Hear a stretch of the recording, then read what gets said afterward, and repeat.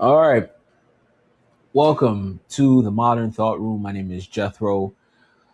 Uh, and this episode is going to be about a framework that I think will be very helpful for those that understand the need for dynamic thinking today. All right. Stuff is very competitive out there, has always been competitive, but has become even more competitive with the introduction of AI and the rapid adaptation of AI. All right.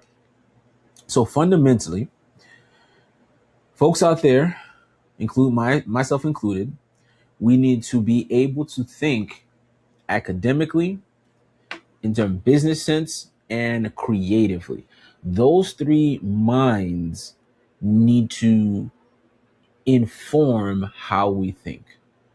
And that, I think, is what is demanded of all of us today in a way that I don't think it was before. In the past, if you were academic, you didn't have other responsibilities or needs to present yourself in a way. Today, many PhDs will tell you it feels like their field is, oversaturated. All right. It feels like there's still pumping out PhDs and there are not enough roles for them. And some people are stuck in postdoctoral kind of setups where they do a year here, a year there, and things aren't cemented. In terms of folks at business, they're finding themselves in roles now where the higher ups are asking of different things from them.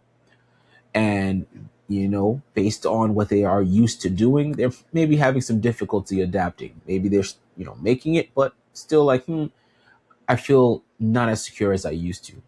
And then creatives, right? Creatives, I think, in a way, most people would agree that creatives have always been in a bit of a hot seat because, um,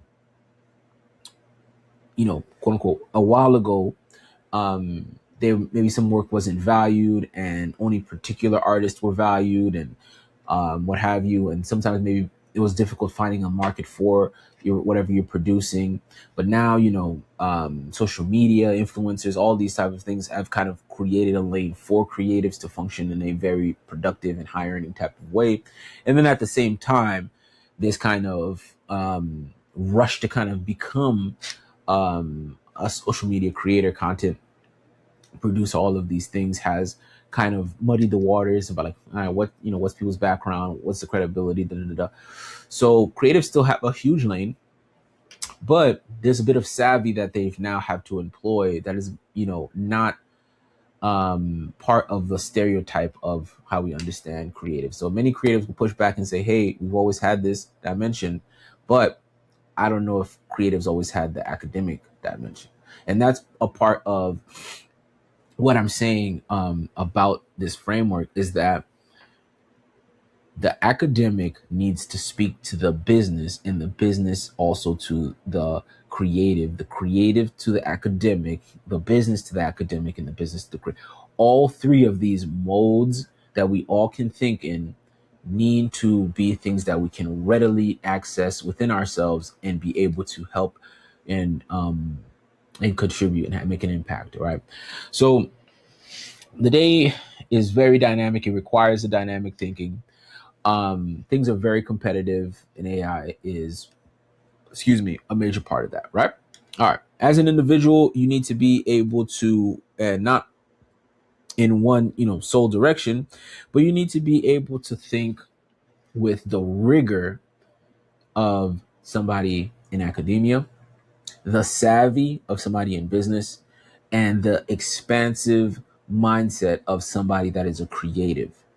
These three modes of thinking need to not be things that you need to like outsource. You should have a pocket in there that you can pull out of for whatever situation you're in and the solve that it requires. Right.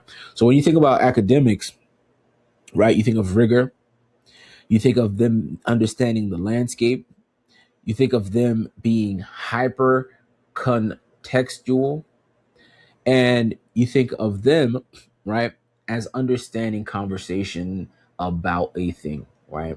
And that's also kind of the landscape. So academics, they're very specific, but also don't say things are definite. They don't rush to assume things are facts. They want to solve it, prove it. They want numerous um, kind of case points to say, and this is true. This is, well tested. They want to make sure that things have gone through the rigor of evaluation, that it stands up against people poking holes into the argument, that it is validated by people in the space that also have different perspectives but understand the baseline of the science of how we do something or arrive at a certain type of result. Folks in the academic space, there's a strength that they have about understanding things in a granular type of way, that what I think is a tragedy is on the wide scale, folks aren't getting as much out of academics as they could. Businesses, entrepreneurs, individuals could be getting a lot more out of academics than they are currently. Academics represent a treasure trove of intel that I think a lot of businesses, organizations, teams, individuals are overlooking, and I think it's really a pity. For the business folks, right? You think of business folks, you think of in goal driven, objective driven, speed. You think of risk. You think of opportunity, right? So when you think about business, you think people that are very objective minded, right?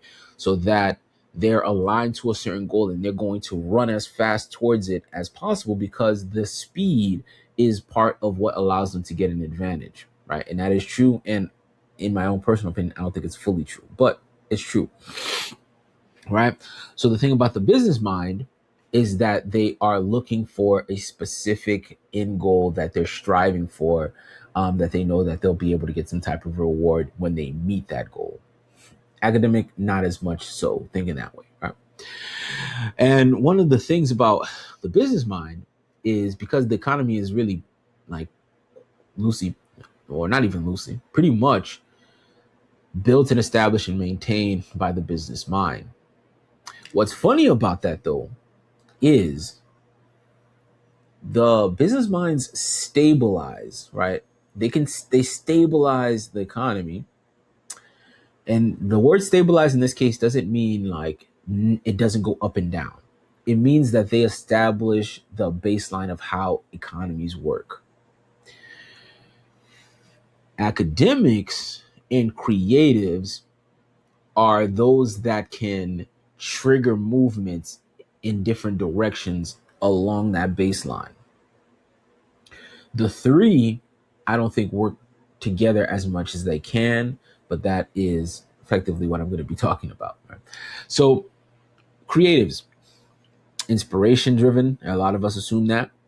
Unique contributions, they have a way to see things, perceive things, connect ideas, emotions, sentiments to tangible things that are abstract, or if they're not abstract and practical, they're subtle and significant in a way that touches people and sort of like evokes a reaction or emotion that gets somebody to maybe make a shift, turn, be inspired, and then build something from that.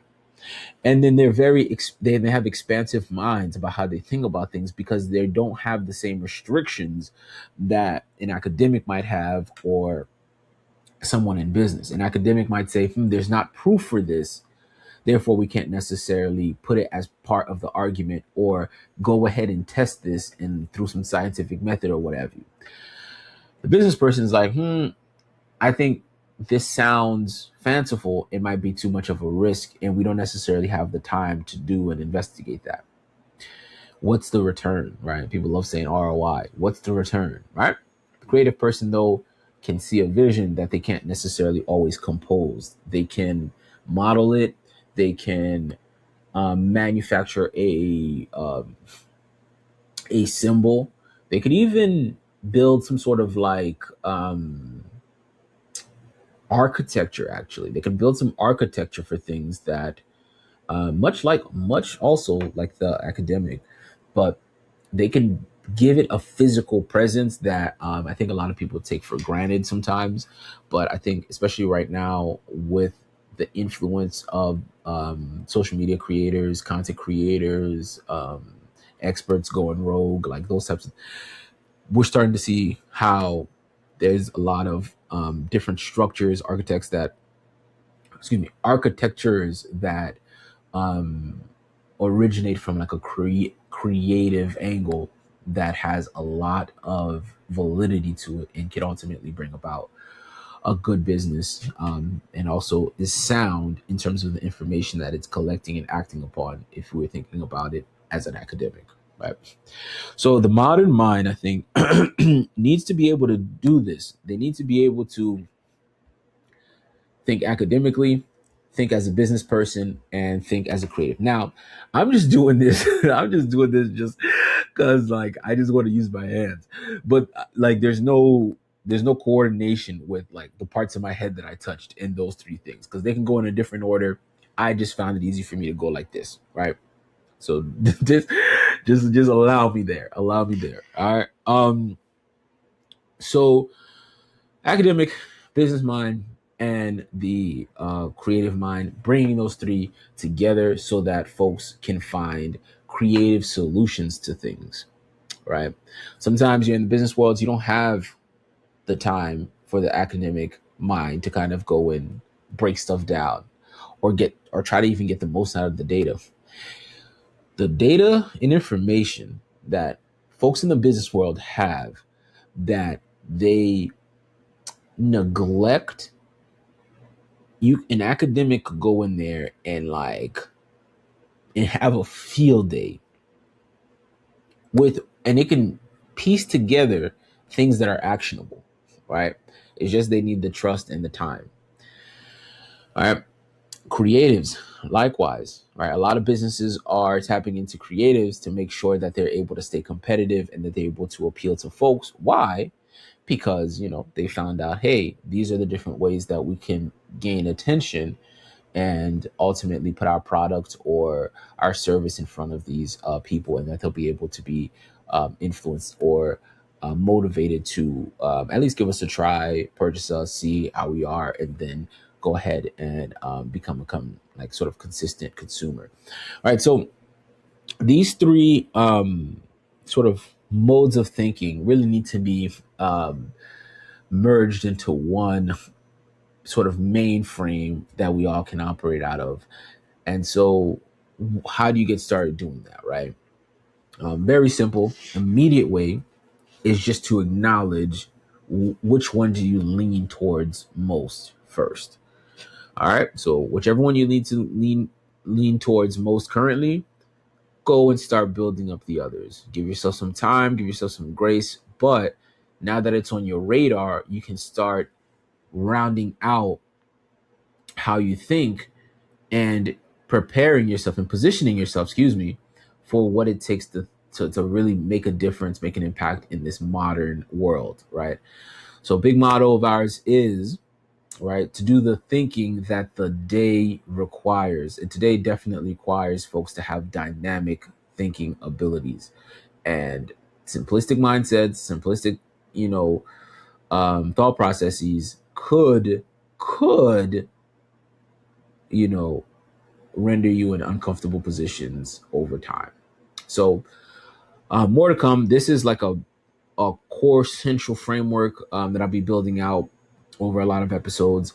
This one, again, I'm not going to model it, unfortunately. I'm not going to model it here, but that's something that will come, modeling what it looks like. I actually want to get a whiteboard so I can really draw some of this stuff out, or even maybe get a pad and get another camera and, illustrate some of this stuff because I think it's very practical. And again, if you feel like you got limited opportunity, you want to make an impact, you don't have the time and or resources to go and like spend 3 to 4 weeks or a few months, or most, and I think most people agree on this, the most immediate way to change your results is to change how you think.